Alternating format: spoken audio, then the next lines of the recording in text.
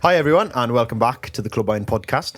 Today we are joined by one of Wales's finest breakdancers and also the man behind some of the most magical clips you have ever seen on YouTube, and that is none other than Mr. Jay Davies, aka Magic Eye Media. Jay, wow. Welcome to the show. Thank you, boys. Thank you for having me. Wales's #1 breakdancer is in the building. He is. I have no idea what's going on with that. Didn't expect that. I didn't know. No, I did not expect that. What does that even mean? Are you like a breakdancer or something? Definitely not. Definitely not. So where's that come from? That's how you met your partner, wasn't it? Yeah, back in the day. Yeah, way back in the day. I've always been into like hip hop and rap and R&B and that, and then that kind of comes with dancing, breakdancing, and that's how she met me, spinning on my head in Merthyr's notorious Coolers nightclub. I don't know if you boys know that sounds rough as toast. Rough as... Are we allowed to swear on you? You can swear. It's rough as fuck. Merthyr's cool. What is it? It's Coolers. Yeah. Coolers. That's... I've actually just booked my daughter's birthday party in there for 2 weeks' time. Yeah. So yeah. That's probably quite a well-known venue in the main Merthyr. spot in the valleys. Like everyone knows Coolers. Are you breakdancing there? No, my daughter would fucking kill me. Yeah. No magic breakdancing. Yeah. No, she's gonna have me in the back of the club, just sit there, stay there, and don't talk to anyone. I You come down and do a bit of a podcast in the Yeah, back. come down. Yeah, we'll do it in the corner. I just want to ask you first before we get into things. Yeah. What is the race against time, Jay? The race against time. Well, as you boys just found out, I am not a young pup, so the race against time is literally my little thing, my little slogan for getting shit done before time runs out. When it's not going to be like healthy, or it's not going to be feasible to keep pushing things and doing things that I'm currently doing, because I am burning the candle at both ends, as I'd like to say at the moment, between my endeavours outside of work. So it is like time is always ticking. So that's what it kind of means, man. It's just come about the last couple of years, really. Yeah, so that's kind of what the banner I've put over my little thing, my little endeavour.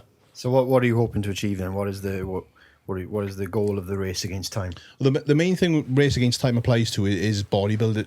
My hobby, my glorified hobby of bodybuilding, which I didn't get into until, well, pretty much nearly 9 years ago, because I did a transformation for my 30th, because I was out of shape before then.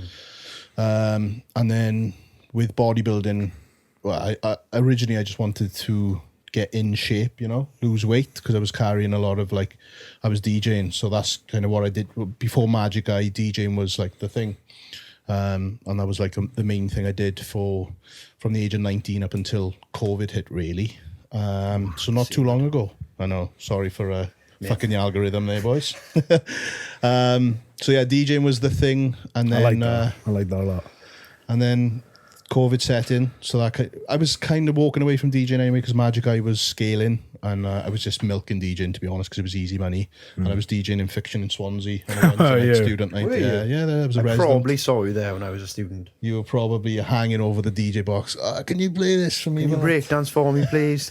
You're the breakdancing videographer, the washed up DJ. So I'll have to do a DJ. I got a set of Pioneer decks. Have you really? Yeah, I love it. Yeah. Get live on I've still got the itch, like, even now. Still, obviously, I still love music. We just said about, like, me being like Peter Pan because of my age and stuff, and I'm still done with all the music. I still keep up with all the new songs and stuff. And do you feel like you're going to be in your 70s trying to be 25? Yeah, well, Tim Westwood, basically. Yeah, I will be Tim Westwood. Yeah, Wales's version of Tim Westwood. Yeah.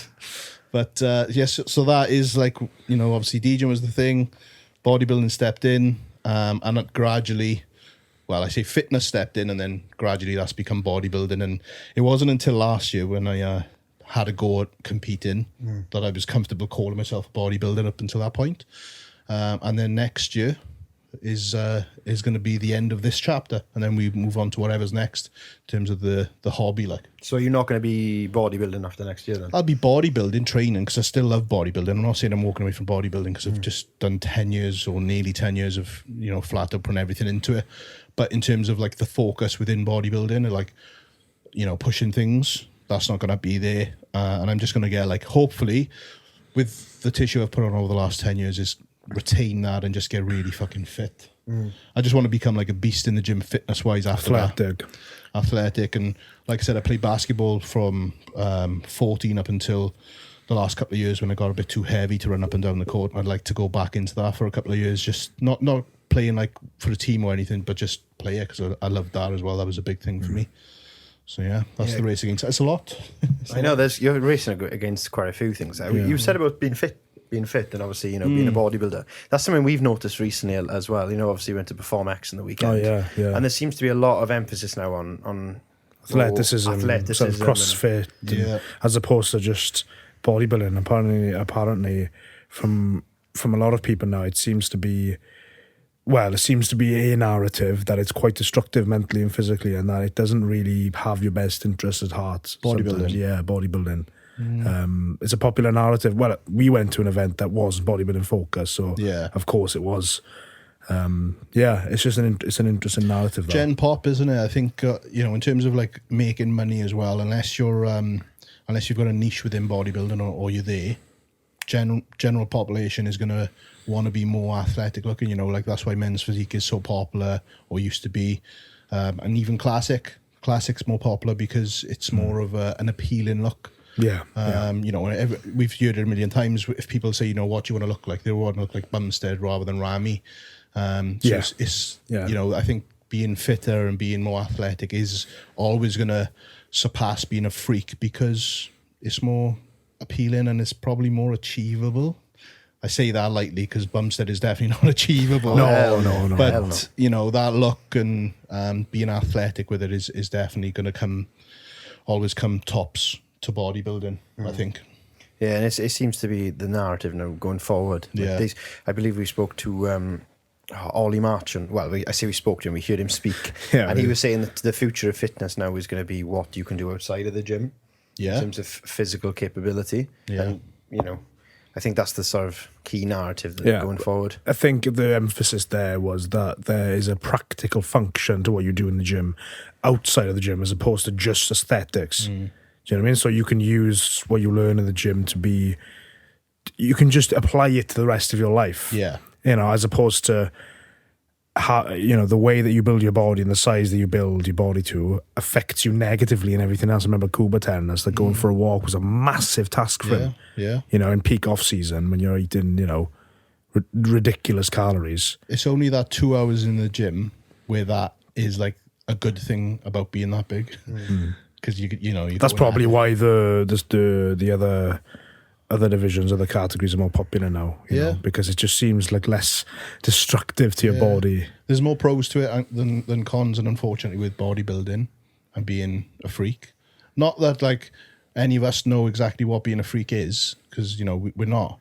But the higher end of the bodybuilding realm, the JPs and all that, they know exactly how it feels. I mean, I hit peak body weight this off season. And even I was struggling, and I was like, "Fuck! Like this is what it's like at 240. What's it like at 280?" Yeah, I'm sure it might have been you telling me, Matt, that you heard JP say at one point that when he was at his biggest, when he really pushed it. I might have just read a caption of one of his posts. He said that he was worried that when he went to sleep, he may not wake up in the morning because of the pressure he was putting in his body. And they all slept in. I remember Eddie Hall as well, the strongmen, they're big guys, sleeping with oxygen masks because of the pressure that of their own weight, on their immune system. You're not really made to be that big. No, I was there when JP was at his biggest. I was filming him around MJ's. Have you ever been to MJ's gym where JP used to film? I remember filming him there. And MJ's quite a small gym. Oh, is that the quite like old fashioned sort of gym? It's like white and blue with a bit of wood going on, quite stuff, like this kind of wood in the background, and it's very tight. All the kit is close together, and I remember Jordan just even walking from machine to machine, and he'd be fucked. He'd be fucked, and he'd be just walking. That's me then, basically. Yeah, because the leg kit as well. Because if he was on legs, some of it was upstairs, some of it was downstairs, and he'd be like, fuck no. He's probably set his gym up now so that he can just crawl to the next machine. Yeah, but he's so much fitter now, though. He's a different animal. Yeah. He's still huge, though. Still enormous. Yeah, he's still massive, but he's fit with it because he obviously came back down and he absolutely hammered the jiu-jitsu enough for the last year, 18 months, and he become really fit, and now obviously he's Is there pushing back. content of him doing jiu-jitsu? I'd No, love to see him do we ne- jiu-jitsu. Jordan always says, "What's the point in filming if there's nothing to show?" And that a lot of people need to take that leaf out of his book, because people love to show everything when there's not a lot of changes going on. Jordan is one of those, and Corin as well. Corin's killing it. She hasn't even put any content out really. She's put a couple of clips or whatever of her in fights, but and she's, I don't know how many fights she had last year. Probably I think it was 6 or maybe 7, and out of the 6 or 7, she lost 1 to someone that's been doing it 20 years or some shit. So they don't even put stuff out when they're killing it. People need to take a leaf out of But that. this has always been my thing. But then there are people like Merthyr saying, why aren't you sharing stuff like this? People want to know. And I'm like, well, I haven't done anything. This is what we talked about earlier. I put myself down a lot. There's 2 ways to look at that. If you don't put anything out there, and I'm thinking, well, why would I share my views on training when there's people like you, there's people like Kuba who are doing the same thing. Why not just listen to them? Don't listen to me. There's ways of doing it though. There's ways of putting your content out. If you're putting the content out and you're saying it from, right, this is my experience of doing this. If you can pick something up from that, great. That's a good way of putting it out. If you're putting out content going, I am the shit, look what I'm doing. Yeah. This is the way to do this. That's what I've been trying to say to Alex. I mean, you don't have to be an expert to give your No, opinion on something. There's that's ways why of we doing try and things. keep our content entertaining, because we don't want to make it some super serious encyclopedia of training. Because firstly, look at our physiques. There's no point coming to people like us for that. Yes, we're in better shape now. We're getting there slowly, but there's much better people to go to for that information. But at the same time, there's going to be someone out there, probably at the start or even thinking about starting their journey. That's our target. The 16-year-old who doesn't know what he's doing. They're going to come to the guy that's fresh into it because you've just gone through that process. Yes, you're not going to appeal to the more advanced trainers, more advanced people in the industry, but there is going to be someone out there that is looking for that help. Yeah. But it's a way of, you've got to find that way of putting it out without being a fucking douchebag, really. Putting it across in a realistic way of where you stand in the game. That's pretty much it. Even now, I'll put things out. Like you said, you watched my YouTube last night. Yeah. I don't, correct me if I'm wrong. Tell me if I was coming across as a douchebag, but anything that I Oh yeah, complete dick. I haven't seen it. well, you haven't seen it. Fuck this guy. Yeah. I know. I'm just tagging along, really. No, but it's you got to put things out from where you stand in the game, and I would never sit on my high horse, because I know exactly where I sit in the game and realistically where I stand in the bodybuilding game as well. Because since I won the Mr. Wales last year, people have said pro card to me this year, and it's like, no, I'm way off. You and Neil Arms must know each other well. Yeah, then. me and Neil, Because he's obviously, you do the same sort of thing then. Yeah, he comes up to Planet Fitness where we train. We're looking. Is that where you train? Yeah. Yeah. Because me and Matthew want to do a session there. Oh, They've got top notch kit there. We've just had all the Prime stuff delivered this week. Yeah. They got Prime then now as well. The biggest range of Prime in the UK. We're there. We'll do a session, and you can take us to a session. Boys, if you can keep I won't keep up, but yeah, that's what I mean though. Giving you the big one. No, yeah, but I think this is something that I'm quite good at, but at the same time, it kind of contradicts what I actually do. I feel like I'm quite self-aware, and I know. A knob. No, hang on a second. I know what I know. I know who that can benefit. I know what I cannot say, and I know to put a bit of a disclaimer as well. But sometimes I feel like I'm saying, "Oh, I'm a nobody, but here's what I think," and I feel like that's a bitch attitude. But at the same time, I'm like, how much can I say, and how should I say this to the point where it does reflect where I stand in the game? Because it's quite towards the bottom, because I haven't had the experience. Yeah. Just say what you say, man. You don't have to say I'm a nobody. No, of course. Just keep that out of your mouth. You don't need to say that shit. No, it's not good for your own mental well-being. Thing. It's a of negative course. thing. But definitely say what you feel. And I think we spoke about this on the Kuba podcast that we did. I think it's a case of just checking yourself and saying, am I saying what I really think? Am I saying where, relative to where I am in the game? Just keep checking yourself. Or am I going down that lane a little bit too much? I think the biggest thing is to not be an arsehole and not have for some people though. I mean, I not have a massive ego and then put that out there because this is the thing. Someone was, I can't remember who it was, Neil Arms, talking about people making reels now just for the sake of making reels. People who've been in bodybuilding, done one show in terrible shape. Kuba said this as well. Yeah. People just coming in and then all of a sudden they're going to be pro bodybuilding coaches and they're thinking that they know the game. Won a show, bro. People who've just done the show. Yeah. You know, they come in and they've done one men's physique show and they've got no muscle on their frame whatsoever. Yeah. Young, our age maybe, and all of a sudden they think there's something. I think that's where it's dangerous, when your perspective of how successful you are is so much bigger than where you actually are. I think it's probably the self-awareness where it's important, right? It's delusional, man. Delusion, yeah. You see a lot of people these days. I feel like everyone I see on Instagram is _coach or sort of, like _fitness. And I think social media sort of help. You don't like us. You're shitting on anyone as a coach. No, but it seems now that there's very few people with real not qualifications, but real sort of. Yeah, but then where's the line? That. No, I know, because you see someone like, obviously Jay and your coach, Carl, and he's obviously a very well-renowned coach, coached a lot of people, coached a lot of pros, and has got his salt in the game. And you see a lot of other people now who just do one show and then they think that they know everything. And at the end of the day, everything that you do reflects who you are. So if you haven't done what you're now doing, then what gives you the right to do that? If you've walked it and you've done it and you've got something to back up your bullshit, then it gives you a little bit of kudos and you can talk from that perspective. But unless you've done it, don't start speaking like you've done it. That's why I was getting a bit concerned then when you said even somebody like Jordan, who's pretty much, as Kuba said this, he's walked the walk and he's done anything there is to do in this industry. He's done it twice over. Yeah. So he can say whatever he wants, however he wants. And he's still, like, imagine him, with all the bullshit that's out there on social media, imagine how he feels. That's the thing. He probably feels isolated and he's like, what the fuck's going on here, man? It's frustrating. That's why he kind of stays 10 He doesn't seem to get involved. He doesn't seem to call people out. I think he's been there, though. I think he has been involved in that back and forth online and nothing good comes from it. And all that happens is he just gets more pissed off with things. So it's better for him just to step back, ignore it. He sees everything, but I think, and I'm not obviously speaking on behalf of Jordan here, but he obviously just steps back and lets it just happen and pan out. That's raining. I was wondering what that fucking noise was then. Sorry guys, I was interested. One thing I'm surprised by Jordan is he doesn't endorse the D-handle craze, because that's optimal, isn't it? D-handles? Are they cuffs. Are cuffs and D-handles not the only way to put muscle on? I'm not commenting. Come on, we need views. No, it's just fucking one or two movements. I don't see the big thing about it. Like, I think just people just see something and they just fucking run with it, and then it's a fucking D-handle. It's a handle in a gym.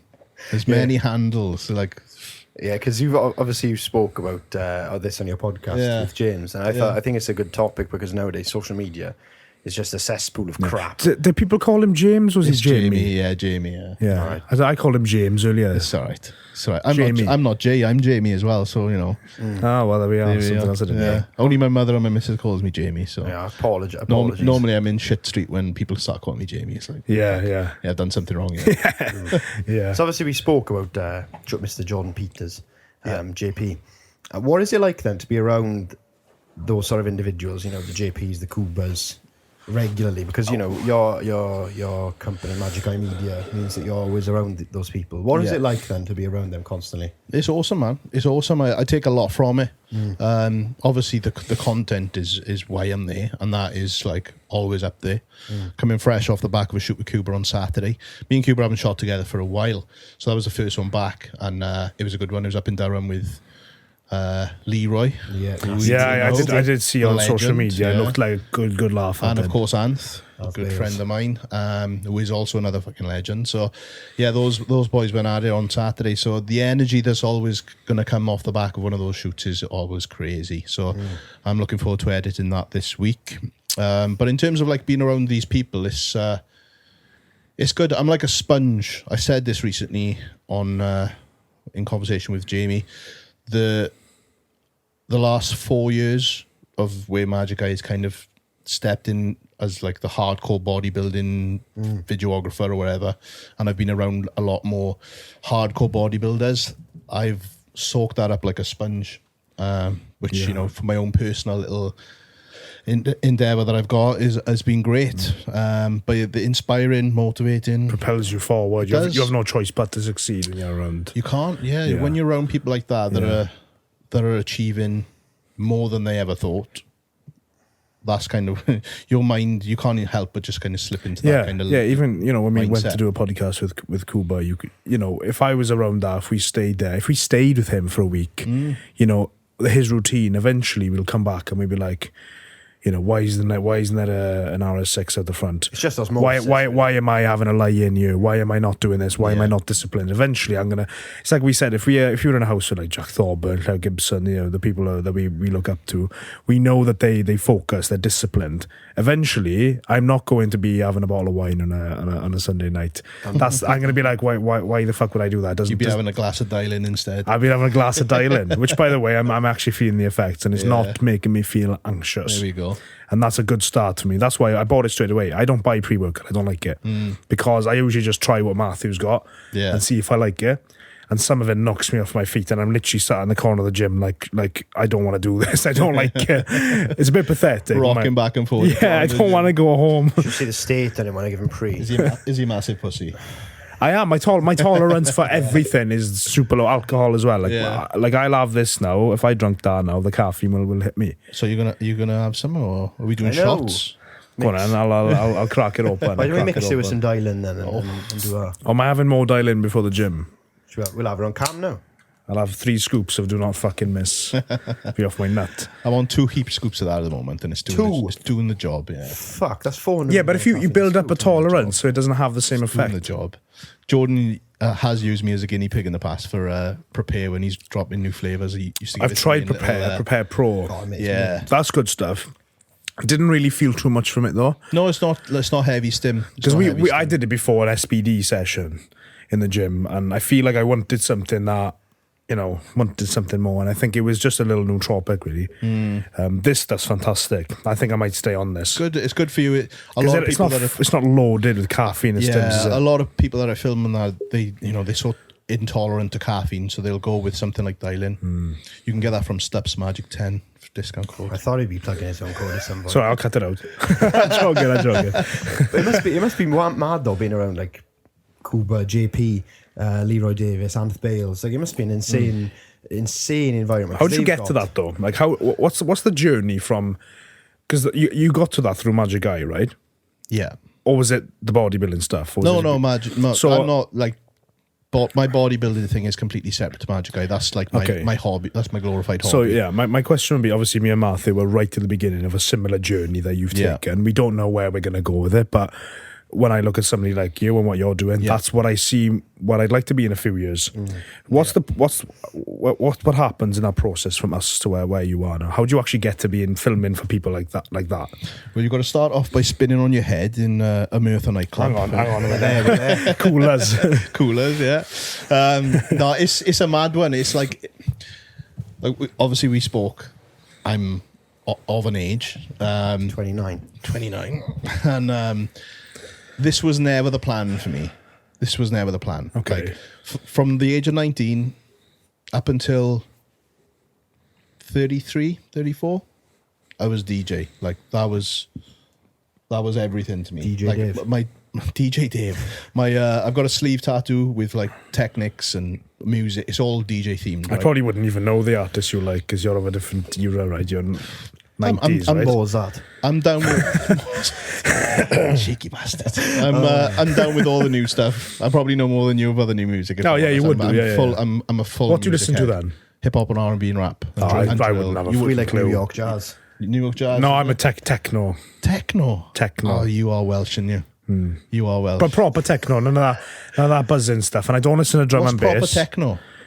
Like Charlotte DeWitt, Enrico Sangiulia. You know, like the proper like Berlin techno stuff. Is this the like, hard stuff? Like tech house? No, that's different stuff. Not like the Salad Doors and your James Hype. Techno's like Charlotte DeWitt. It's like really like Berlin sort of. Is it full on? Full on hardcore techno. Yeah, you're fucking Welsh.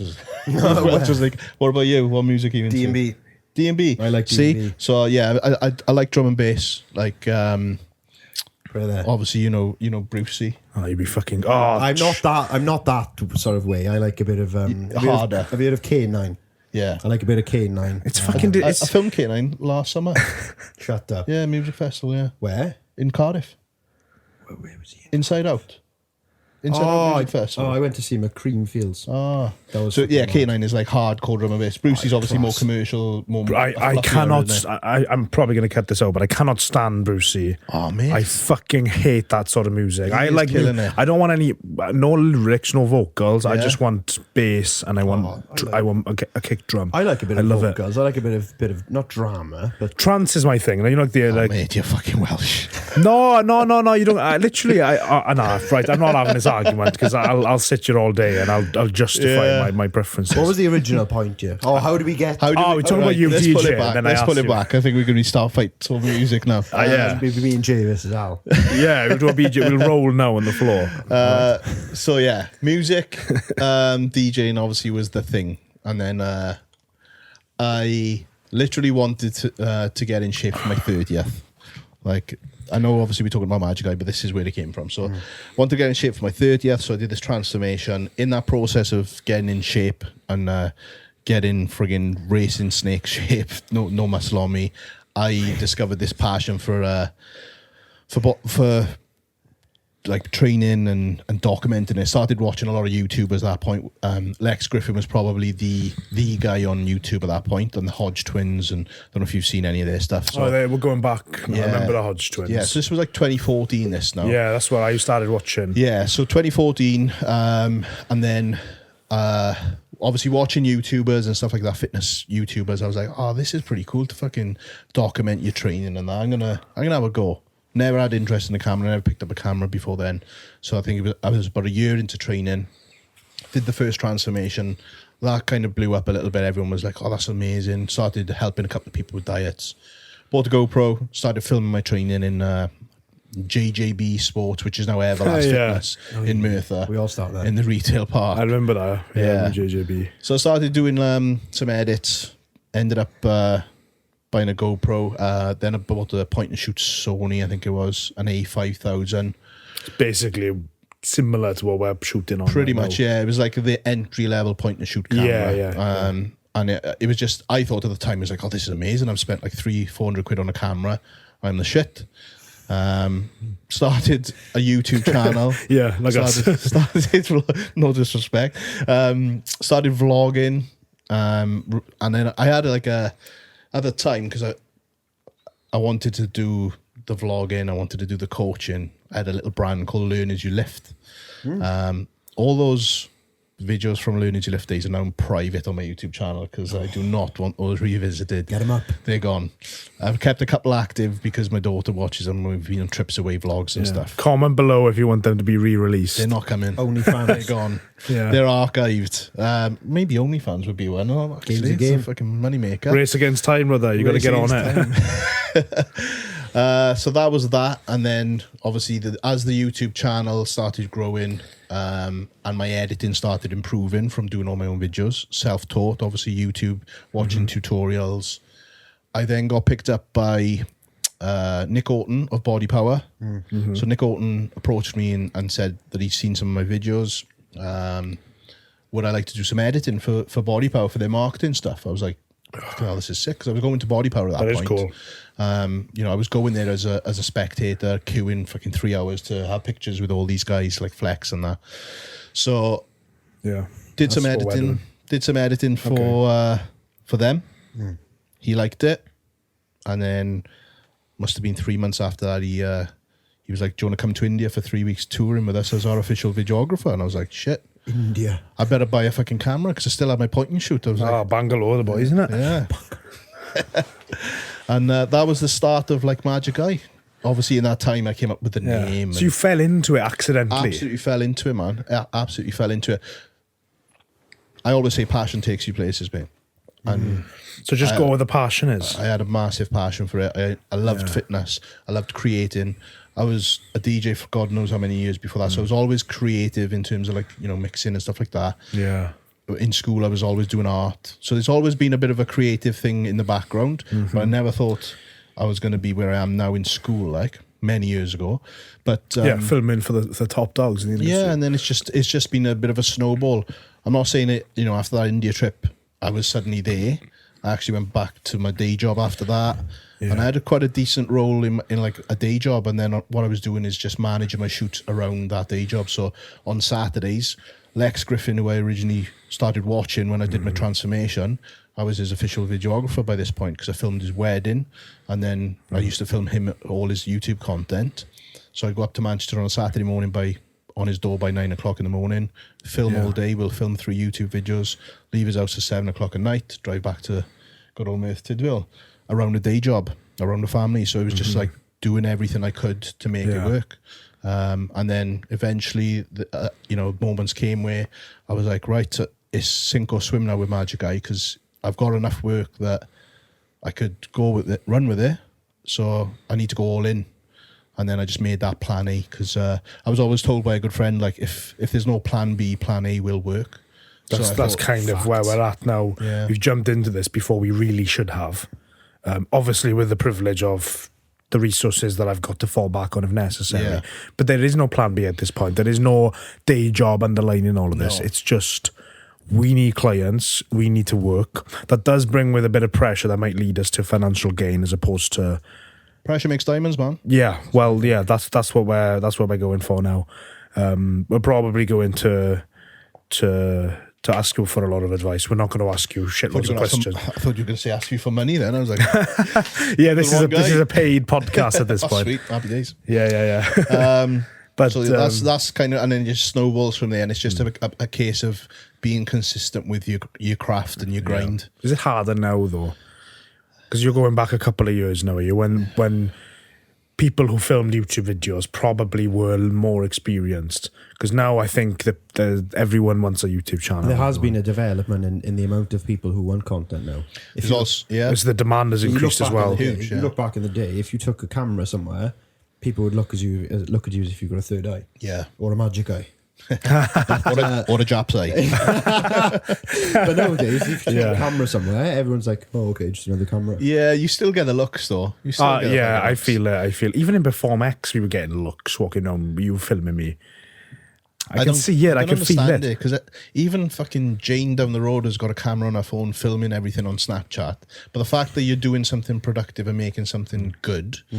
You kind of looked at it like with a side eye a little bit. And it still does my nut in. It's because you're not just working your day job. You're actually trying to do something different. So to answer your question, is it harder now? In terms of where I am, because I've established myself at this point, I wouldn't say it's harder from that perspective in terms of like my name. Obviously, my name is there now. But in terms of other videographers, not only are people wanting more content, but there's a lot more people making content as well. And there's a lot more people thinking they are the top dogs at making content as well, even though they've only been doing it 3 months. All right, Jay, fucking hell, I can't. No digs, boys. No, but I didn't even know you were doing it until we don't. But That's the problem is, I'm worse at this than Merthyr. I'm the opposite of thinking I'm a top dog. I think I'm an imposter in an industry that I shouldn't, I don't deserve the opportunity yet. Yeah. And I was telling Merthyr, hang on a minute before you jump in and shit on me because I know you want to. Hang on a minute, Bat. Come on. He was saying if we got it, because we went to Perform X and Stephen Bartlett was speaking, and I told you to shut up. And he said if we could get Stephen Bartlett on the podcast, and we asked him now, and he said, yeah, I'll jump on. Would you do it? And I said no, because I thought, well, hang on, we haven't earned the right to speak to him. But at some point, you've got to think, do you know what? You've got to stop being a bitch and thinking that you don't deserve this. Yeah. Because when is that line going to be crossed? And this is good advice for myself, because I don't actually act like this. I sometimes think, no, we shouldn't do this here. We haven't earned the right to be here. We haven't earned the right to film there. It's quite destructive, and it's not great for your own mental well-being. But I think I have the self-awareness, but I need to be more confident and realise that without actually doing, you're not going to grow. But I do think that's probably a little bit better than the people who think they're top dogs, because they don't have the self-awareness. They genuinely think they're fantastic. I just think maybe more confidence, unless it's better to be like that, because they're probably growing more because they're... What do you think? No, I don't think I think I've never been that way. I've never thought I was a shit.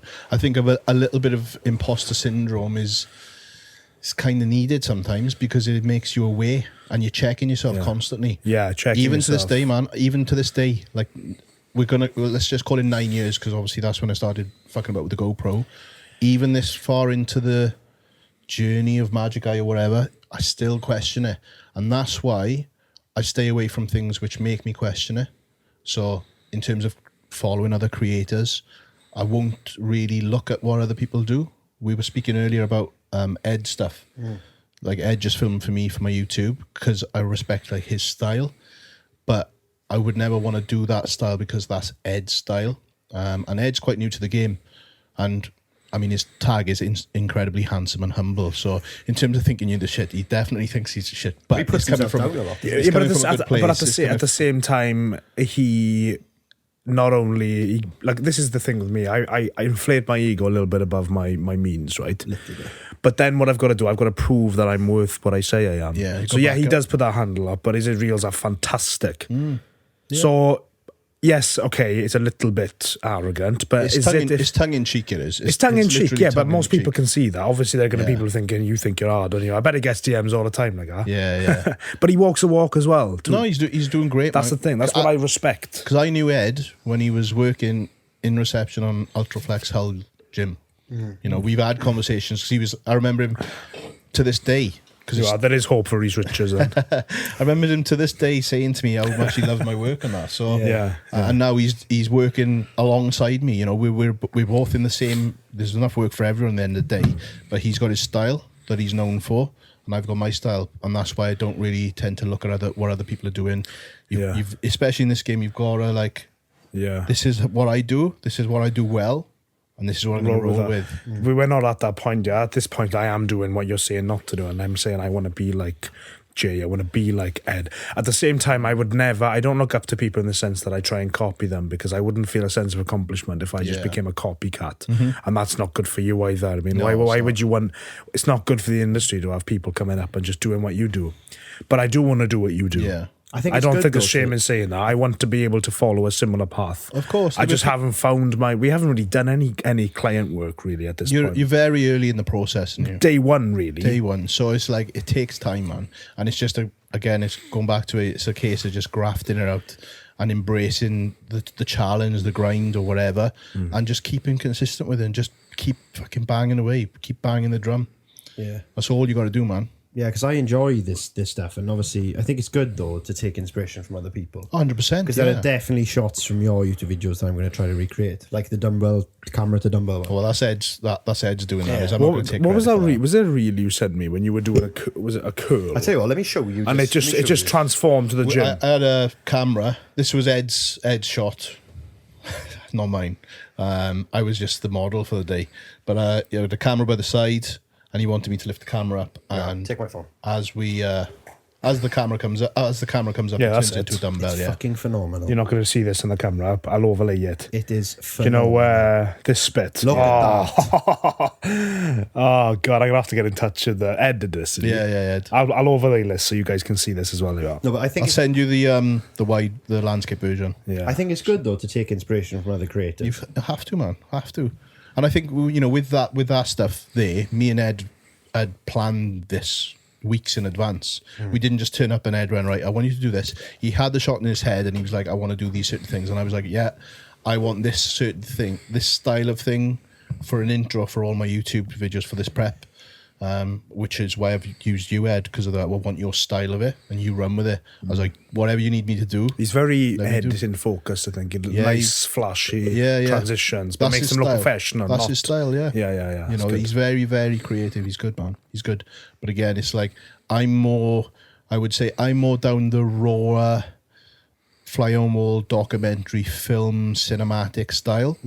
Ed is more the flashy special effects, you know. I think that's what I like. I like both. But it depends. Cinematic transitions and stuff. Where he's got like more of a montage style, whereas you just want what it's like to be there with you. I love that. There's two ways. I'll do both. I'll do the hype edit with a lot of flashy transitions and things, and then I'll also do the raw. Yeah. It's like we uploaded a Ultraflex training session, and it was the easiest thing to edit because I just put in raw training footage, And it was just raw training footage with jump cuts. But there's still a way of doing that in a cinematic way. Yeah, you know, that's the learning process. 99% of the shoots I do with Jordan, they'll come out as the most basic edits I've ever done in my life because Jordan wants them that way. I haven't chose to do them that way. If I had my choice, I'd make them a lot more intricate.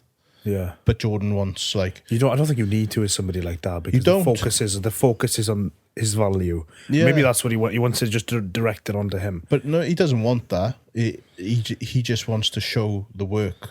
So for instance, if he's done like a 4-rep hack with an incredible weight, he'll want all 4 reps in the edit. And I'm sitting there thinking, damn, how am I supposed to make this look like anything more than what it is? But then that's where my style and my experience would come in then. Where we've got like this clip of him saying something from 3 months ago where he's asking for permission to do a rep. He talks about that a lot. So I've remembered that and I thought, right, I need to go back because I want that clip. So I'll go back 3 months to the content that we had filmed, find the clip of him saying and talk about permission and about respect in the warm-ups and stuff like that, use that as the audio overlay, and then incorporate that with... But that makes it... I think that's probably more difficult than the flashy edits because you can do that with the footage you film. But if he just wants... Just film the hack squad, no like close-ups, just that. You've got to use more advanced skills then to try and make that interesting to people and engaging. I like it all, but we're so early days. I'm just enjoying the journey. Yeah. I think it's fun. Editing is fun. Merthyr doesn't like the editing so much. He likes the filming, finding the angles, finding the creativity. I know. You look at you're gonna shit to me now for standing there filming. Yeah, you this. I'm trying to get like the different angles of Alex and different perspectives. And Alex is like, just holding the camera to my face, filming like a dad at a wedding. It's like a dad trying to take a photo, like that. With my glasses on the end of my nose. But I think honestly, the storytelling you do through clips is brilliant. I do love it, man. I do enjoy doing those ones. There's a certain way you do it. You just convey a message through film and media. It's emotion, man. It's emotion. If you can find a bit of emotion in someone like when they're training, it's very difficult sometimes because the way the market is or the industry is, some people have zero emotion. It's like fucking trying to get blood out of a stone. Don't point to me. I'm a very emotional person. And sometimes you can overdo it, and if you've got someone that loves playing up for the camera, they'll act the emotion, and that's like a pet peeve. Like it's like you can see it a mile off. But when someone's like genuine and it's organic, that's when I love that. I haven't had a chance to do that with different people though, because we just film each other for our YouTube channel. I don't think we look into it that much. We just try and find, if we're doing an arm session, you think, right, let's just film the exercises and show people what we're doing. I've always wanted to do like documentary filmmaking because I like the journey of like talking about someone's life or some trauma and trying to capture that. I'm so interested in stuff like that. When you can bring emotion into it. I think emotion through filmmaking is vital. If you haven't got emotion, it doesn't set you apart. If you're just generically holding the camera and just filming, like, and even in fitness, to bring this back to some context here, even when you're watching like bodybuilders, sometimes it just looks like blood and guts and big people lifting big things. But when you bring out the emotion in something like that, something that seems hardcore, it's really captivating. And young people like us, and even younger as well, who are just starting to watch these videos, I think when they can see that they can see an end goal to it. They don't see it's just big people trying to get big. They can see that there's a passion there. Watching the footage of him and him talking about like Ronnie and stuff like that, and I'm like, I've never heard people talk like that. And I think it's the words that he's saying are just words. I think it's the way that it's portrayed. Yeah, those reels always go off, man. Those reels and Jordan, I think he put something on his story a couple of weeks back, and someone said, "Oh, can you do more of these style reels?" Where he's talking. I'm trying to be more, well, not trying to be, but being quite motivated in his words. And he replied to him. He said, "It's not something I'm acting like. It's something that just happens, and it either happens or it doesn't. Like I've been in other sessions where he's not said a thing.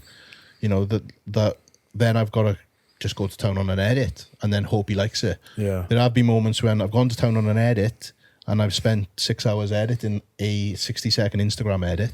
When I actually first went over to Premiere Pro from Final Cut, I just dove dove into the deep end and I didn't learn it. I just thought, right, I deleted Final Cut and I thought I need to learn Premiere Pro. When you put footage in there, I know what this is like because I've just started doing it now, and you have a question every 10 seconds, so Google every 10 seconds trying to find a new, how do I add this effect? How do I do this? Literally knew all the Final Cut things because I was experienced in Final Cut, but I knew I wanted to change to Premiere Pro. So you had to find where they were in Premiere Pro. But it was like, if I haven't got time in my diary to sit there learning something.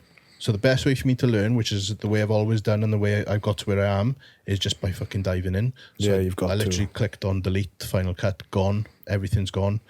Downloaded Premiere Pro and then started from there. I think Premiere Pro, DaVinci Resolve, if you want professional editing. There's still people doing really good work on Final Cut, though, I think. It's just an evolution, isn't it? Sometimes it's just nice to get something new. Do you know what I mean? It's something nice a new platform to work off. But going back to that first edit on Premiere Pro, it took me 6 hours to do a 60-second Instagram edit. A long time, and it never seen the light of day because Jordan didn't like it.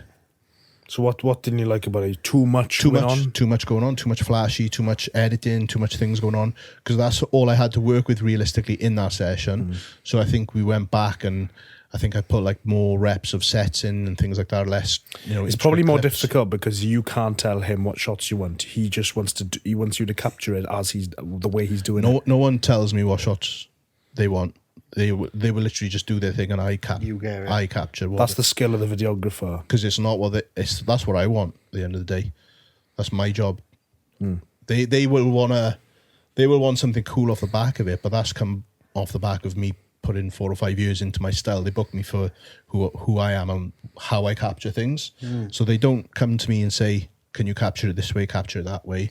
They'll just say, do your thing, and then I'll just do my thing. So how do we then get clients at this point when we don't have a style? Nobody knows what we do, how we're going to do things. Well, the question I'll ask off the back of that, just to cut you off, you haven't even got a style at this point. No, we don't. So why narrow ourselves down? Why are you going to get booked for a style that you haven't even got? You don't think, oh, this is the style I'm going to have. You don't say, I want this to be this style. You just do your thing, and wherever you fall, you fall. Yeah. I don't think there's a point in us even trying to create a style, because if we're trying to create something that we don't naturally fall into, it's not going to work. If you're trying to create something, then you're purposely doing something, and that's not the way to do it. You've got to organic. It's called being creative. Well, we are both very creative, and I think that's a very good thing, because we'll fall into that and we'll realise after doing a few shoots, what it is we're quite good at, what it is we need to improve. You probably do more than a few shoots to find that. Yeah, of course, but we haven't done... I mean, I'm asking you how to do things when I haven't even gone and done one client thing yet, and it's like, I'm trying to rush this. I'm not rushing. I was still having conversations 2 years ago about style. I still even question my colour grading now, like the style of my colours and things like that. And I still don't think I'm there with my colouring. I think that shows how your personality, though, how you've got the mindset of you want to be better all the time. Yeah. But I can imagine it get boring when you're like, oh, this is the LUT I'm going to use there. These are the colours. There we are. That's it. I've done it. I've mastered colour grading. That's it. Yeah. But then I think the good thing about that is then, because obviously you have a range of clients, don't you? And I think that someone's personality comes out very well through a video. Like, for example, you say about Jordan now. Excuse me, he doesn't want flashy images, flashy transitions, because he isn't a flashy guy. No, he's very, I wouldn't say minimalistic, but raw, and just wants to get to it. And I think that someone's personality can come out through a video quite easily, and I think that's what you sort of do with your videos.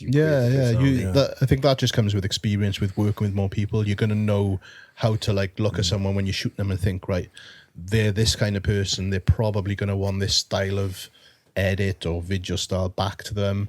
You might film with someone that's just like a quirky, upbeat, fun person or whatever, and they'll want it a certain way where it's not too serious, and then you kind of just fuck about and bloopers and all that stuff. So you just got to kind of read the room a little bit when you're filming your client, which is going to be something that you only know when you've done it enough times. I'm putting 60,000 miles on my car a year filming shoots, so it's like the practice is there. Like, you're always on the road. So it's like, what's I don't know, it's like go for day it, man. in the life, but because I'm sure that's a very hard way to describe what your life is like, because I'm sure that no day is the same. But how does it work within the travel? And what does like a week look like when you're working with different people? Are you always Always. Where what's it are look you like tomorrow then? Let's ask you that. I'm actually in the house for the first time in a while. But let's just go back, like, say last week. Yeah. What's that? Saturday. Saturday, Durham, yeah. So last week, I was shooting 2 shoots in Cardiff, or Treforest Pacific Fitness. So that was a local one for 2 of my regulars. So 2 shoots back to back there, which started at like 9:30 till 11, I think it was, and then the next one was like 11 till 1. And these are YouTube videos, or They're coaching content for like Instagram for Andy Craig and Richie O'Donnell. Shout out to those boys. Oh, I know and Lucy. Lucy. I have them. So I'll handle all their stuff. So shot their stuff Monday, and then I mean, obviously I'm training around that as well. I'm on prep, so I'm doing my cardio in the morning. I'm getting to the, of course. I'm in the I keep gym for forgetting 5. So I'm in the gym for 5. I'm doing my cardio. I'm doing my abs. I'm doing half-hour steps on the treadmill. I'm going home. I'm having a meal. I'm taking my daughter to school. I'm going straight from school to shoot number 1 in Treforest. I'll shoot them for an hour and a half or whatever it is. Shoot the next 1 hour and a half. Then I eat a meal, or eat a meal in between those shoots. Then I'll train. Then I'll get back to Merthyr, pick my daughter up from school. Then I'll go back so this takes you right down to 3 o'clock. Yeah. And then I'll because you're training in that. so I'll train after there, get home, pick her up from school, go back to the gym. Mrs. goes to the gym, does a class or whatever. I'll jump on the treadmill, do some more steps. Then in the night, do a little bit more editing or whatever, and then try and be on the sofa for about 7, 8 o'clock. Yeah, well, you're up with first the thing missus. anyway, Yeah, chill out for 2 hours with the missus till like 10, half 10, 11. Watch some TV. Love Island for the last couple of months. And then bed for 11:30, sleeping. Next day, Tuesday, was up to Derby to record the Beautiful Struggle podcast. Shout out. So, drove up there. That's a 3-hour drive. Was up there for midday. Again, in the gym for 5. Trained, cardio. So I trained 5 o'clock in the morning that day. Cardio. Drove to Derby. Recorded the podcast. Drove home. Actually, I didn't do cardio in the morning because I didn't have time. So I had to get back from Derby at 8 p.m. and then go back to the gym and do cardio that time. Mm-hmm. Wednesday, home, edit day. So edit day. This is what I was going to ask you. See, like, where does the editing fit in? So the editing would be either a whole day. It'll be from 5 o'clock in the morning. So again, I'm on prep, so I'm in the gym by 5. Yeah. Obviously, you got your basics that happens anyway, and then everything else. Everything else goes around there, and then depending on where I am in the world or in the UK, or whatever, determines when I'm training and do my cardio and all those So how bits. far in advance can you plan your week? Is it a whole week plan? Like next week, do you know exactly what's happening? I've got like a 2-week notice in my head, really, to clients. So they're not going to say, "Oh, can you pop in Planet Fitness tomorrow morning?" I do get that. Yeah. And if I'm home and I can do it, and if I've got nothing that needs to be turned around really urgently, I'll do it. But yeah, so the editing day will probably be me being in the office at the moment, I'll probably be in the office for 6:30 after the cardio and all that in the morning. Yeah. You just get in and just 6:30, edit, take my daughter to school, 8:30, go back home, edit till midday, go train. I normally train like that before the afternoon school run, and then I'll just go from the gym to the school, jump back on the computer for 2 more hours. So in a day, an edit day usually is me probably 7 or 8 hours editing. That's interesting because I've been trying to, I've always got a shitload of stuff to edit. That's kind of where I take the lead between the two of us. I'm better at that. That's what I do. Matthew sorts the sort of creative stuff. And I've been trying to think, right, how am I going to fit this in? Especially when we start filming for people, like, where am I going to do this? So do you ever, is that a thing, like an absolute you have? You don't have any filming in one day of the week and you focus on editing? Or do you just chuck a bit of editing in now and again as well? No, I'll always try and keep 2 office days a week for editing. Yeah. But sometimes that doesn't happen because you're self-employed, first of all. So when there's work there, you need to work. You need to fulfill. Yeah. You need to work, and also there's only so much time in the week that you can do these 8-hour, 9-hour round trips to Rotherham to shoot. So that's dead time as well. So what I'll try and do is I'll do 2 shoot days a week. 2 edit days a week at least, And then on the weekends, I'll do. I'm always. I can't remember the last time I had like time off from. I like this though. This is music to my ear. this. I like the thought of doing that. The only thing I'm not very good at right now is trying to get meals in, cardio in, steps. Steps is usually easier when you're traveling because you're walking around. But whenever we go away, I'm off my diet. Yeah. It's harder for me. So but it's try being on prep. I know. It's pathetic of me saying that. It takes a lot more out of you. Like last year, I've discovered that firsthand, obviously, doing the prep and being probably the busiest I've ever been last year. But we got it done. But it's just a case of like, no one's forcing me to have a go at bodybuilding. So you just got to do what you got to do. And if that means sleeping 4 hours a night, then it means sleeping 4 hours a night. Is it optimal? No. But then not being on my cardio and on my training and that's not optimal either. So I've just got to do what I can do at the moment. So yeah, the alarm is set for 4 o'clock every morning, and I go to sleep at anything between 11 and midnight, realistically. So it's normally 4 or 5 hours sleep. Me. But that comes from the DJing. I was always used to low sleep on DJing, so I think it's kind of ingrained in me to kind of survive on low sleep. Because when I was DJing, I was DJing 3 nights a week, working full time. So I'd get in from fiction at 5:30, and I'd be in work by 8. So you wouldn't sleep really? I'd have like an hour and a half sleep because then I'd take my daughter to school. But I'd be doing that 3 nights a week. And then obviously Magic Eye started bubbling. So then I'd be doing that. And then on a Saturday, I'd be up at 4 to drive to Manchester. By 9 to shoot all day, to be home. And then I'd only have 1 day off a week. So you when you go up to like to up north, you come back the same day, do you? If I have to. Like Saturday was Durham. Durham was 6 hours with stops one way. So it was like 12 hours driving. So you would have, you stayed there, did you? No, I came home. You did, really? Yeah. Genau. Yeah. Maybe we should give that a go. Drive up first thing, Rotherham, filming. Rotherham's easy. Rotherham's only 4. Huh? You're not driving. It took 7 hours. It took 7 hours to get back from London. I kept getting lost. Drove out of London. How do you get lost at this day and age of sat navs? Listen now, right? He drove out of London, stopped at a service for a bit of food, and then came back and drove back into central London. That went the wrong way. And went all the way But around. the sat nav in a car, right, is not. It's dreadful. Blaming the sat nav. I am blaming this. He usually navigates me with his phone, but he was sleeping. He decided to sleep. No, I wasn't sleeping when you drove back into London. I slept when I got out of London. Anyway, that's not the point. No, irrelevant. I wanted to ask you, Jay, what's the biggest mistake you see videographers make?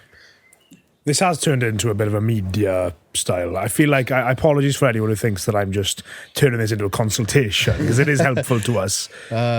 Biggest mistake a videographer can make is... Or a content creator. Is thinking that they need like the best equipment to make the best equipment and need to know every single function of that fucking camera over there, because as we discussed off camera, you don't need to know all that shit. You need to know the basics. And this applies to anything in life. This even ties into all the common conversations in bodybuilding right now. The basics is what matters. Everything else is just the icing on the cake. You don't need to know all these certain features of the camera. I guarantee you, if you ask me a technical question about a certain feature on my A7S3, probably gonna just laugh at you and say no. Don't know what the fuck you're talking about, mate. But yet you've earned your right as one of the better videographers in the fitness industry. So that shows, because this is the way I was going. I thought, right, there's hope for me. I mean, I thought I need to know my camera inside and out. I need to get an A7. I need to get an FX3 with a gimbal and a. You do not need it, man. The gimbal comes out of the car probably, like, it's always in the car on shoots just in case. But the gimbal probably comes out less than 5% of my shoots, like, over the year.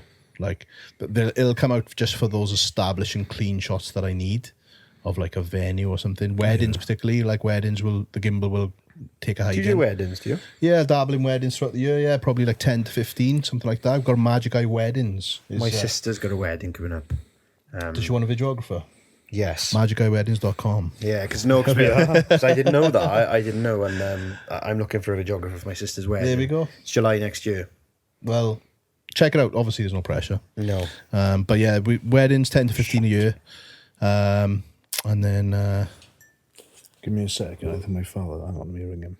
He locked himself out 20 minutes ago. I hope he's not stood outside. I've seen someone walking around in there. Is it? Yeah, there's someone has been walking. My father. around in there. I don't know if it was your dad. I'd just seen like glances of someone walking. We'll leave us in now. Leave us in, it's called. Hello, are you back in now? Yeah, I'm in now. Don't worry about I can hear you on the headphones Okay. as well. All right, that's that. Can you hear him coming through on Yeah. the mic? He said, "Is that fucking prick out of there yet, or is he done with the pod?" For bad then. So no, Where were we? Weddings. Oh, the weddings. Yeah. So yeah, the Fucking weddings, gimbals, establishing shots. That's when I would like use those cleaner shots. And now and again in certain fitness content. But if I'm turning up to a session to film, the boys training legs, the gimbal's not really coming out. But you do steer. You still see people filming on gimbals. that's usually for like if you're doing like a side shot and you want it to be like slow and perfect. But it's not really. I thought people filmed everything with gimbals, and then I started looking into it, and people just have like the problem we've got. We're using a bloody tripod underneath, so it's top heavy and it's shaking. You usually get like, have you got a little handle above of you? Yeah, but you don't need that. Yeah. You just hold the camera and I be think steady. yeah, just You hold the camera and don't shake. Yeah, don't have dial in before unless you can. That's the handle it. problem. See, when we're filming, right, we film each other. So I'm Yeah. training, and I'm just doing a set of biceps, and I'm here like, Yeah, that is an issue. Like, if you're training and filming, like I've trained with the boys, like I've trained with Kuba and filmed a session at the same time, and it's yeah, and he's not gonna let you get it off easy, is he? So you're probably like, Well, I wouldn't want any. no, I'm saying, but filming is gonna take a bit of a. I mean, any training session, if you're not going balls in, like it's no point anyway. Exactly, so yeah. I wouldn't want to go into a session half-assed, just having a Just so you can having a film. crack. Yeah. So filming is difficult when you're training. And now, if someone asks me to train at the same time, like I got asked last week, Giant and Aziz trained, and Giant said to me about jumping in, and I was like, I'd rather just concentrate on the filming, and I'll get my session in a different time of the day. Just because like that matters more than me getting my session. Have you got a connection to Eddie Hall now? How do you mean? Because Jamie obviously does. Oh, videos I had a with him. connection with Eddie anyway. Did you? Yeah, I filmed for Eddie like 3 years ago. Did so- you? And you have a casual chat That's cool. in the middle of your session, don't you? Did you saw that? I saw that, yeah. Yeah, no, I filmed for Eddie. So Eddie was making a documentary for Netflix, which has still not been released. I'm not sure what's going on with it. Called When Eddie Met Arnie, and it was basically Eddie doing. I think it was like a full series of him recreating some of Arnie's best moments when Eddie was growing up. I think looking up to Arnold. And we refilmed. Well, he filmed like a full TV film crew, filming the Terminator scene where he's on the bike and all that. And yeah, I did like behind the scenes for his YouTube channel for it, which was done basically through Hannah, because obviously Callum's partner Hannah. Do you know Hannah? Felicity I don't. Films. I don't. So Hannah was Eddie's full-time videographer at the time, because Hannah started around the same time as me. She was training for filming for JP. And then she became Eddie's person. And then, I needed to cover her for one of his shoots. So, yeah, I've been friends with Eddie. Well, not friends, but, Did you learn a lot in that experience? Because obviously he's big time, isn't he? So did he have a lot of stuff going on there, or was it just turn up and film? Yeah, he just said... I just have a feeling he has this, like, Amazon Prime documentary crew for following him around. Well, like, no, he's not. It's not like that. Like, that day, it was a full film crew. So I was just... but he was filming for Netflix. It was for Netflix. So it's different, yeah. So I was literally just filming behind the scenes. So it was just Yeah. a case of not getting in the cameras, the film crew's way. Staying out the way, basically. Yeah. But, it's given, and it's like Gosh. it's something you already kind of know not to do. So, yeah, Eddie's there That's cool. already. That's really cool. Yeah. That is a wicked experience. It is, yeah. And obviously, you've got the podcast now with Jamie. Yes. What is that about? What's the beautiful struggle then, if you have to define that and boil that The down? beautiful struggle is what you boys are actually just about getting into with your endeavours. Really? It's the beautiful struggle, isn't it? It's like the struggle of trying to make something out of... Trying to figure it all out. Just trying to figure it all out and go through the shit. Gary Vee says you got to eat shit for a year and then eat caviar for the rest of your life and all that. It's like, that's the struggle, the beautiful struggle. And everyone goes through it no matter what you're doing in life. So obviously, I've been through with DJing. There was a point where I'm just a young kid from the valleys that loves hip-hop and R&B when everyone else is listening to fucking trance and techno like this guy over here. Yeah, but I'm sophisticated. And I wasn't supposed to make it as a name on the DJ scene, and then I ended up having like a weekly show in London on radio, and I was going to all the record label after parties and meeting all the biggest stars in the world and All the DJing techno for them. DJs. Definitely none of those. Definitely none of those. But yeah, and supporting like big names in the game, like, and that obviously then transitioned to Magic Eye, and then you've got to kind of start from the beginning again, and you've got to go through the process of building yourself up and becoming a name again, and that's the beautiful struggle. And bodybuilders obviously go through it. Jamie's gone through it.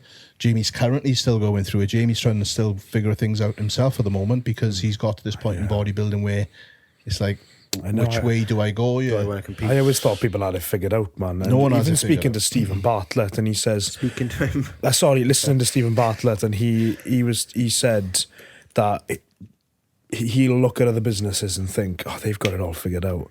But we look at Stephen Bartlett and think, I mean, excuse me, you don't get much better than that. I mean, he's worth hundreds of millions of pounds.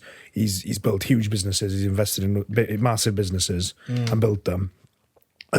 And even he is still trying to figure it out. Everyone's winging even it. he's looking at other people thinking, oh, they've got it figured out. Everyone's winging it. And I'm just thinking, fuck, even the big dogs are winging it. I don't think you're gonna Why get do to a I point think in that? life where you Yeah, I thought you got to a point in life and you're like, I know it. But I think I've learned now that isn't actually the case, and you're always feeling a bit like an imposter, a bit like you don't know what you're doing. I remember Jordan asked me to shoot some of the JP clothing when they started doing some new drops a couple of years back. By the way. Yeah, he's killing it. And I was like, yeah, I'll take some pictures for you. Like, obviously film and video is my forte, but I'll take some pictures, no worries. He's like, yeah, do what you can, and then just get them across to me. And I sent him the images, and he's like, you absolutely fucking smashed them. I was like, oh, we're just winging it, bro. If they look good, happy days. And he's like, we were all winging it, even me.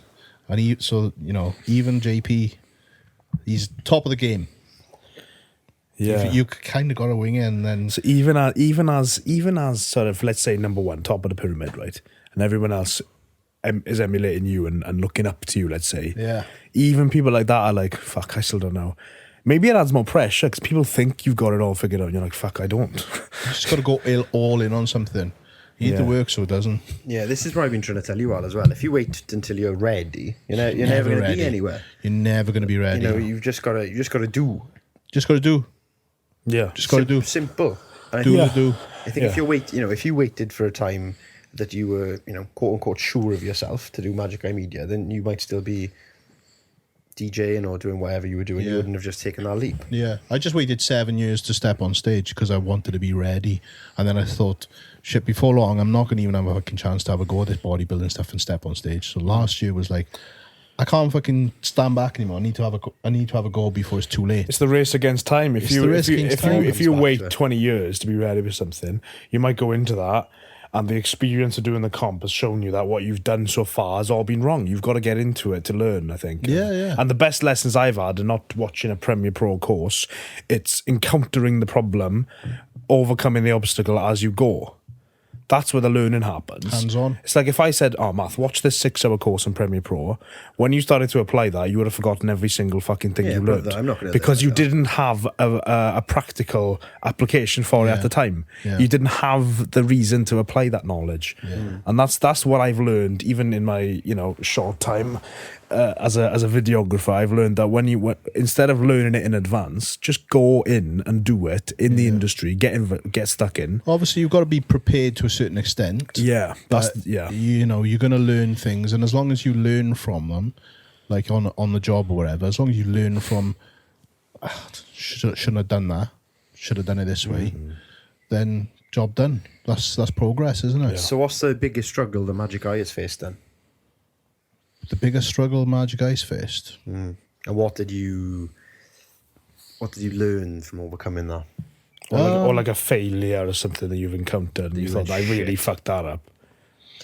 I wouldn't say there's any particular failures or fucked things up royally for myself, but I think it's nothing to do with the content. I think it's more relationships, like the relationships you build within as you go along. Like sometimes you can get too close to clients, the line between client and friend gets blurred, and then you may start taking each other for granted. That's one thing I've learned is you've got to be straight down the middle. This is what I'm giving you. This is what you give me. Job done. And then there's no like, because it can't happen. It can't happen where the line gets blurred, and then sometimes the relationships just fucking disappear because you fall out or whatever, or you go separate ways. So that does happen, and that can happen a lot. Yeah. Especially when you're filming the kind of content that I film, you get close to people. You do. The whole idea of getting the content out of someone, you've got to have rapport with them. And what comes with rapport? A relationship and a friendship. And it's like JP. He comes to you because he trusts you and he likes you. And exactly. He likes the way. So you're not business only with JP. Obviously, you do have a certain friendship. With him. And that's why he comes to you. Him and Corin have become some of my closest friends in the industry. Yeah. And they know that, and they know they've got full confidence in me to say certain things off camera that they know is not going to go anywhere else as well. Whether that be business moves. I think he's put it out there now that they're looking to open a gym in Cheltenham. Yeah, I've seen that. Yeah, so I knew that. So you'll have, and he'll trust. The trust probably is a big thing. The trust, yeah. Like the sign-ins that he's had. Like I knew about Ian Valier months before, like when it was all kind of first started talking. And I suppose as a videographer, you're filming things for the purpose of announcements as well. So you're obviously getting insight into things before they're happening. Yeah, well, when Fuad signed Nathan Diasha, Fuad messaged me and he wanted me to film the content for the release of that athlete. Yeah, and I literally had to film it on a Tuesday night, and he wanted to release it on the Wednesday. I was like, yeah, cool. I'm up all night in the fucking hotel editing this. So. It's that kind of thing. And Dean White, when they signed Dean White, he came to me for the content for that as well. So it's cool. Exciting though, the way you're talking about it. This is a life I would enjoy. I think I can't say that yet, but I like the sort of on the go, sort of constant grinding hustle vibe. Because that's what I get from you. Jay, is the hustle vibe. It doesn't seem like a 9 to 5 thing, even though your job is. It's always chopping and changing and here and there. It can be hard as well, man. I'm married. I got 2 kids. Saturday to Durham, and Carla won't mind me mentioning this, but it was a hard decision to take that shoot because I've just worked the last 3 Saturdays, and I've started prep, and I was like, I can't wait for a weekend off just to chill out, get my training done and all that, but just chill out with you. Yeah. And then Thursday night, I think it was, I was driving back from filming with Jamie and that, and Kuba texted me, he was like, oh, what are you doing Saturday? Are you free? And I knew straight away I was free. I was like, yeah, no, I'm free because I've fucking been looking forward to this weekend all fucking week. But I was like, what's the crack? And he was like, legs with Leroy and Anth, Durham. Well, he didn't actually say Durham, he just said legs with Leroy and Anth, and I thought, that's in Durham straight away. That's not in Rotherham. Because with Rotherham, I've got half a chance of getting back early enough to chill with the missus. It's not a bad drive, really, is it? You can do it. Like it's 3.5. If you don't stop, and like I was like, it's not bad at all. That could be done in a day. Yeah, easy. I've done it loads of times, but then it's like I got to try and say to the missus now that I got this shoot that is going to take our Saturday completely away from us. So it's hard. It's not like, obviously with you boys, you're a lot younger, so you haven't got those commitments. So it's just the two of us now. It's a mad juggling act, man. It's a mad juggling act because I'm wearing many hats. I'm wearing the hat of dad. I'm wearing the hat of husband. I'm wearing the hat of videographer. I'm also a competitive bodybuilder Podcast host, coach. So it's like I'm wearing many hats and spinning many plates, and it can be stressful. And I bury my head in the sand sometimes? Maybe, but you've just got to fucking juggle it as best as you can and put all the effort into all those things. But whatever happens, with the juggling thing, the family always comes top of the list every time. Yeah. So, yeah, because it's such an interesting life. I mean, I'm interested in your life a lot. I listen to your podcasts, watch your YouTube. Yeah, and it interests me. I like that life. Some of the best times I've ever had in the last 6 months have been when we've been on the road. Yeah, they're cool, man. It's so good. Like, I love it. Got someone with you to bounce off, and yeah, it's great. Like when we've done trips away, and like when me and Cal went to Toronto last year after my prep. Obviously, we'd gone through that prep together, and we come out on top of the end of it, and then 2 weeks later, we flew to Toronto to film content, and eat fucking donuts and that, and it was quality, man, because we had such a good fucking time. Yeah, I remember Jack. Obviously, Jack is he's obviously a bit of a nutcase in a prep. He'll prep deep, and he'll isolate himself in the world. Yeah. I remember when he went to the US and he had a bit of a holiday after. It seemed like a hell of a laugh. It just seems fun when when you work for something really hard and you go and even if you're going to film for someone, like even like abroad, right? It's a big thing, you're filming a week and you're enjoying yourself probably as well, even though it is work. I feel like it's probably not fun when you're getting stopped by airport security though with Oscar Young, is it? No, that wasn't fun. Have you heard that story? I haven't heard that. What happened there? Yeah, I almost got strip searched. Yeah, we got to Tunisia, and obviously there's two guys coming through the airport. One of them little bags of pre-workout of yours, dial in. I didn't actually have any on me that weekend, but yeah, it was like Oscar is obviously, professional bodybuilder. I'm there with my camera, and obviously I train as well. So they're looking at both of us walking through the airport, and we get stopped, and they're asking us why we're here, etc. So we tell them why we're there. Cool, wicked. So that the weekend, we do the weekend, and then we're going back through the airport to come home. Same guy's there, and he's like, "Oh, how's the show and everything?" And he wanted to see pictures of Oscar, and he wanted to see some of the stuff that I created or whatever off the back of it. So we showed them, and they were shaking our hands and having pictures and stuff. So yeah, cool. So we went and sat down. Me and Oscar are just scoffing away at donuts, and then I just see the main guy of the airport come across in his little in his suit and he's like, "Oh, bodybuilder, yeah. Film crew." I was like, "Yeah." He said, "Just you?" I was like, "Yeah." "Where's all your equipment?" I was like, in the bag. "That's it." And I'm like, yeah. "Okay, come with me." So it takes me around the corner. Oscar's like sitting there like, it's normally him that's getting fucking pulled to one side. What do they want then? They probably thought you were like Tren or something on you. No, not Tren. They weren't interested in the bodybuilding side of it. They were wondering what I was doing there. No, they weren't interested in Oscar. That's what I'm saying. But why though? I mean, why were they so interested? Surely you can walk through, no problem. Film equipment. What was in my bag? I'm not sure. With terrorism over the last fucking 10 years or whatever, they made, they're probably a little bit more suspect, because you had loads of kit on you, they probably thought, what is this kit? Is anything, So he pulled me to one side, he went through my bag. I was there for like fucking half hour, and then I was like, so he's asking me, and then he was saying, "You bodybuilder?" I'm like, yeah. It's a weird one to answer. I was like, kind of, yeah. I train. You bodybuild. I'm like, yeah, I bodybuild, but he's a professional. I'm just the video guy. I'm not here for that. I'm here to film. Yeah. So he's like, all right, and I showed him, and he was like, "You been to Tunis before?" And I was like, yeah, like fucking 7 years ago. "Why?" I was like, "Holiday, like with my wife and my daughter." "You haven't been back since? Why?" I was like, "Why?" Because the fucking. What happened to you the year after I... Oh, yeah, I can remember that years ago. Yeah, it was like the year after we were there. Yeah. So obviously that time we were like, shit, glad we didn't go back because we were... That's probably why then, because of that. Airport security was so... Yeah. I mean, I get it. I mean, I usually just take... when I fly, I don't take any electronics I don't need. I've never needed any. But would you put $8,000 worth of kit underneath and just leave it? Absolutely not. You're gonna when you can fit it in your backpack that you can take on in hand luggage. Yeah, all this camera kit. You're not gonna do it. I'm not doing it anyway.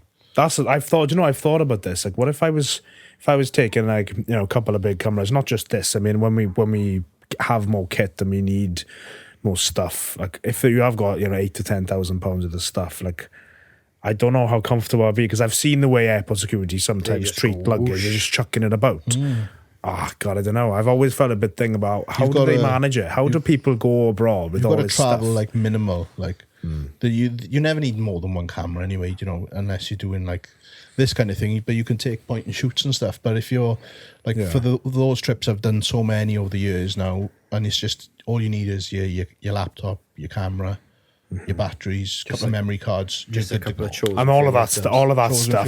Yeah, all of that type stuff. of pre-workout. Yeah. Essentials. But yeah, it's just that's all you need. You need the bare minimum. Yeah, you can chuck all out of backpack as well. Obviously, the drone, but that at first drones were like sketchy. They used to rip that apart a little bit, and it can be still a little bit. Are they going to let me in with the drone?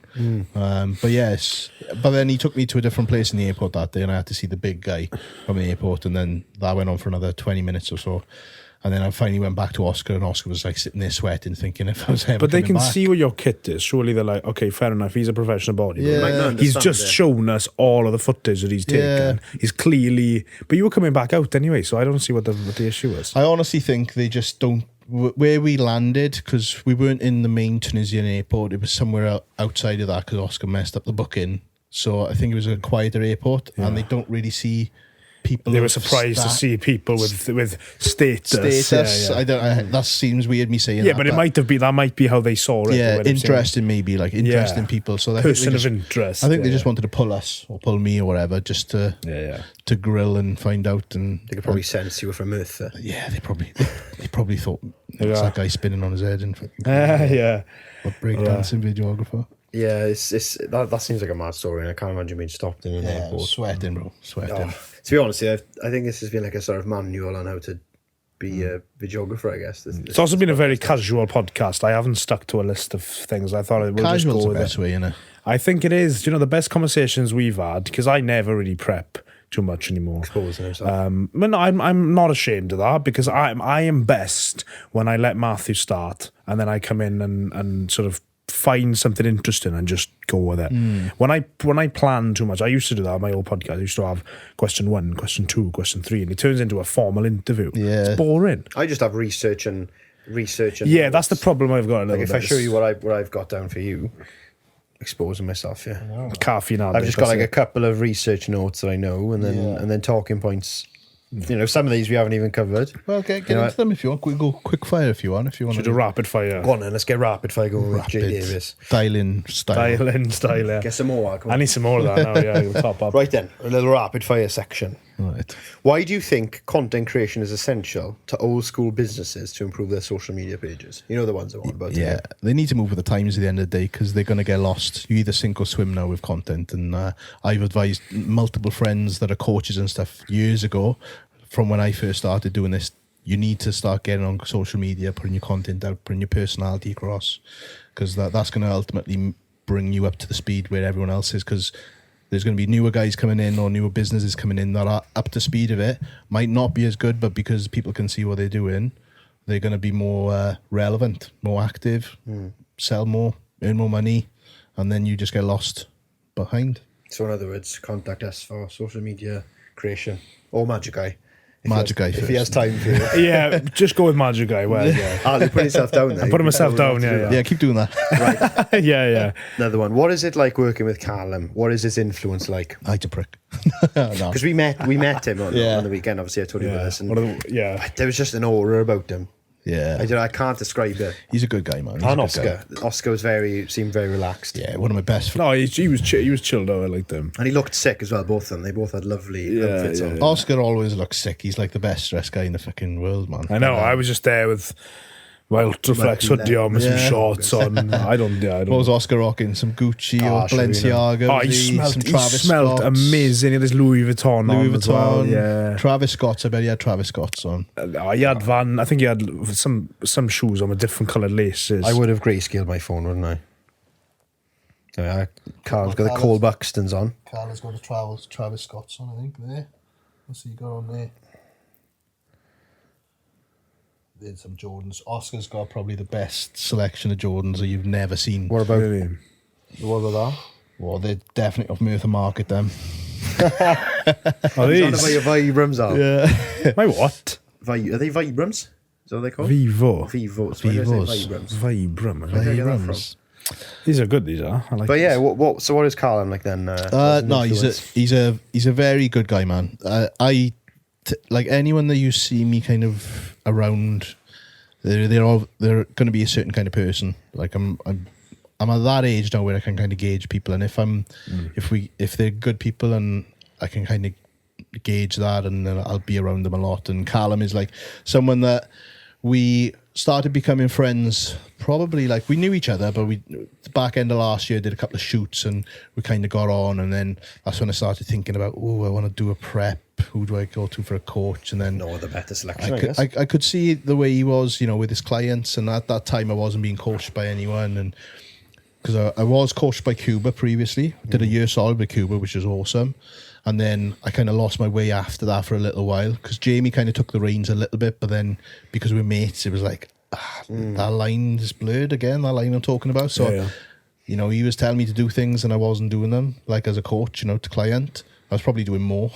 He was like telling me to do this and then I was probably shaving 50 grams of carbs off and then doing more cardio and things. And that just, and I didn't have the ambition to compete at that point.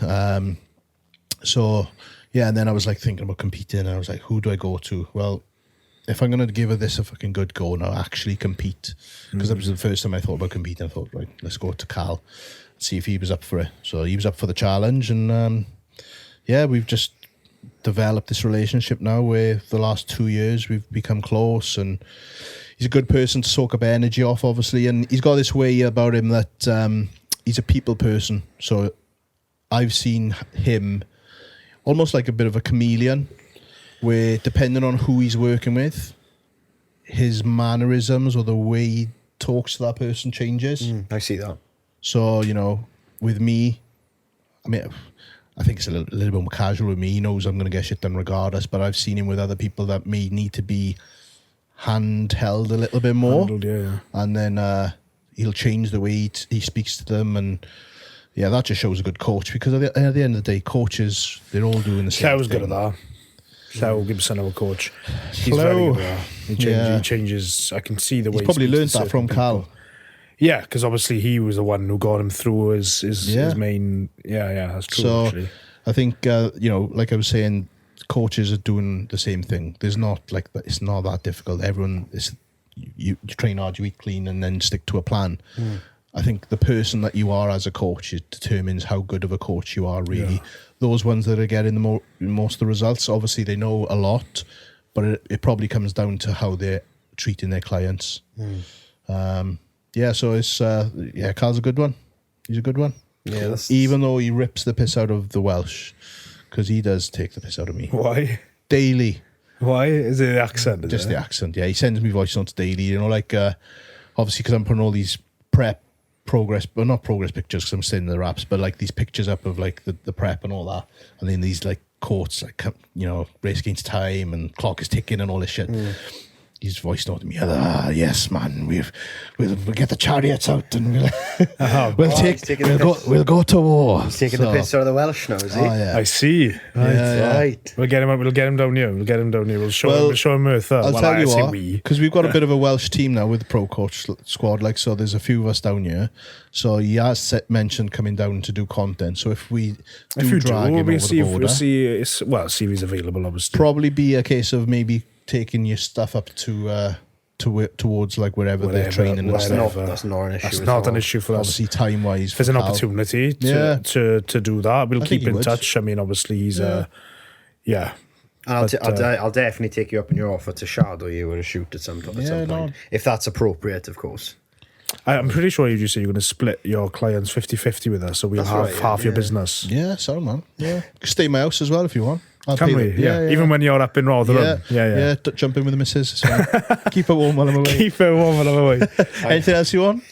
Yeah, just some brand deals. A couple of t-shirts from Chosen Few. Access to the JP warehouse. Yeah, on that very arrogant note, we'll finish there. We've been going 2 hours. A lot of that has been 2 hours, technical malfunction. Yeah, it has been 2 hours. Yeah, since we started recording, we've been here longer, so don't want to take any more of your time. It's been a pleasure. I've loved this conversation, actually. I do think I've turned it into a bit of a question and answer on my end, because I'm very interested in content creation. Well, that's fine. It's the main takeaway from that really was stop being a bitch. No, stop looking into it so much. Stop trying to learn everything. Just get in and just focus on the content. Focus on the relationships. Don't learn all the set. That's great for you because you can't be asked to do anything. That's great for him. Game's a game. I mean, I just enjoy creating content. Yeah. Picking the camera up and filming. I mean, you're going to learn more from that, I think, than being researching everything 500 times over. Yeah. I'd rather shoot and learn than learn and then shoot. Well, look at it with everything. You know, this is always going to come back to bodybuilding. The same conversations are being had in bodybuilding right now. Exactly the same conversations about the learning and the doing. There's too many people learning first and not doing the do. I call armchair intellectuals. You can sit there and read and write all day. Dickheads also, that's what they're also known as. But not the majority. Obviously, there's a lot of good guys out there. But, you know, when you break it down, there's a lot of people that are learning it first and not actually doing.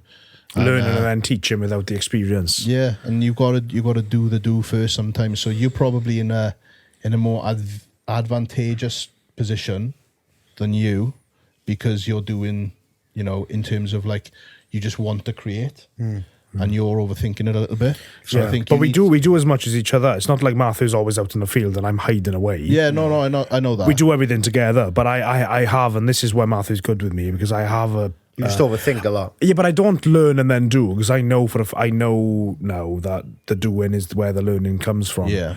You know, but me and Merthyr go back and forth, and I'm like, you know, you're not applying yourself in terms of learning things. You've both got to meet in the middle. I know that's why it's good. I know you say you do, because you both got, you know, you're very that different way and you're that perspectives way. on it. But at the same time, even though you're very different, that can cause clashes. So I think my advice to you boys, as an older gentleman, is to have a little sprinkle of him, and you to have a bit more of him. You know, no homo intended. But it's all good with me, bro. But I think that, you know, because then that's just going to make you a more complete creator. Yeah, I mean, we do clash. I mean, because you love control. Like that's I'm a control freak. That's what your thing is, and you. Need but I'm like, Matt, this description is not SEO fuel. There's no marketing involved. I'm very, very much like, come on, let's get it done, which is good. You can't just grow by winging it. I truly believe that's not going to work. I don't think it will for us. I think you just creating content and putting it out there is gonna. I'd rather create content and put it out there than think about creating content and never put it out there. But we don't. I don't do that, do I? I'm always trying to plan things and go out and film things. I'm not going to get into an argument with you, because that's where this is going. At the expense of your time. No, it's just like, just to go off the back of what you just said. I am proof in the pudding. It's very reassuring. That just do, and it will happen. Yeah. Literally, man. Like, there's not been any thought process, even to this day. Yes, there's planning or organisation, because you have to, but that's like a small piece of the puzzle, or puddle, whatever. But you've got to do. You just got to do. Yeah. And the way the game is now, if you're not putting the content out, no one's going to see you, and. Yeah, you can talk to them about what you know, but that's the problem we've had now. We're saying, we've learned this, we know this, we can do this, we can. Yeah. But at the same time, we don't have an Instagram with all the examples. They're like, what work have you done then? Where have you been? If you're not putting the content out in the first place, no one's going to see you. If you're not doing the content in the first place, you're not going to get better. Yeah. So the things that you want, if you're not doing the content in the first place, you're not going to have a style. Or find a style. Yeah. And don't be too conscious about finding a style. Just do what you do, and you'll fall into it. So if you don't do those three things, then there's no bigger picture, though. There's no you becoming Magic Eye 2.0 or whatever in 5 years' time. Yeah. That's not going to happen. You've got to just keep doing it. You've got to do what you enjoy, meet in the middle, and just keep doing it. It's like with podcasting. I mean, I can imagine. Can you imagine if we hadn't put a podcast episode to this date and we had just spent all the time we've done podcasting researching podcasting? Do you know how useless that time would have been? That's not for me. I'd rather just do. It's not about what's for you. It's about what brings the best results. That doesn't help you at all. Because then you come and do a podcast, you're like, oh, actually, hang on, I don't know what to do. Well, look, last week I said we recorded 2 episodes for our podcast. I'm still finding my way with what works or lessons learned now with the podcast.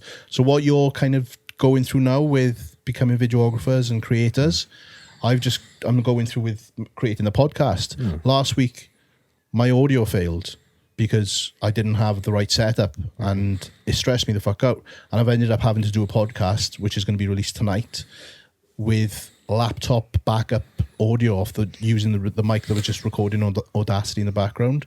Lesson learned, but the content comes first. So yeah, does the Magic Eye bar in my head want me to put that content out with shit audio? No, definitely not. It's pissing me off.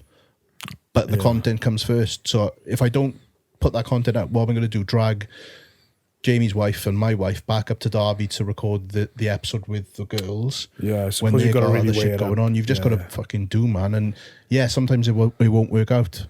Yeah. It's going to be fucking old news, but in a week's time, there's going to be other podcasts, there's going to be other content, there's going to be more guests that we get. That's on why our we got this. podcast. We got a speed and power mentality now. So everything we do, let's just do, constantly get things out there and get it out there quickly, even if it doesn't meet our standards. Yeah. But at the same time, I don't see why we couldn't. This is why we're good. See, like Merthyr just likes to do the stuff, but I'm helpful because I'll do a lot of the research because I enjoy it. I'm a bit like that.